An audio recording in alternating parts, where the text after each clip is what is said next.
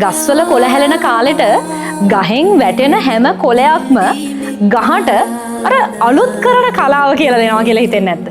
අර වැටිච්ච කොළ ටික වැටිලා ගිහිල්ලා පොළවට පස් වෙලා ආයි ලස්සන දළු දානවා ගස්වල. ආයි ලස්සන මල් පිපෙනවා. කොළේ හැලුණා කියලා ජීවේ නැති වෙලා නැහැ. ආපහු ජීවේ ඇති වෙනවා. හැලුණු කොළනොත් ගහට හම්බෙන්නේ පෝෂණයක්. හරියටත් අර අපේ ජීවිතේ වැටිච්ච තැන් ටික කියන්නේ අර ගහේ වැටිච්ච කොළ ටික වගේ. ගහටම අන්තිමට පෝෂණයක් වුණා වගේ ඔයාගේ ජීවිතේත් වැඩන තැන් ටික ඔයාගේ ජීවිතේට පෝෂණයක් වෙනවා. ඔයාගේ ජීවිතේට මාර හයියක් වෙනවා. ඔයාගේ ජීවිතේ ලොකු පන්නරයක් ඇති කරනවා. ඒ නිසා කොළ හැලෙන කාලවලට සාප කරන්න එපා.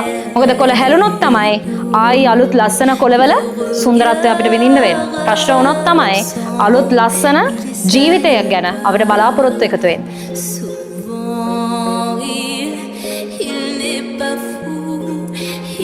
ලංකාවේම ළමයි හොයන ජෝග්‍රෆි පන්තිය හිතට තිතට ජෝග්‍රෆි රුවන් මාලී ජයවික්‍රම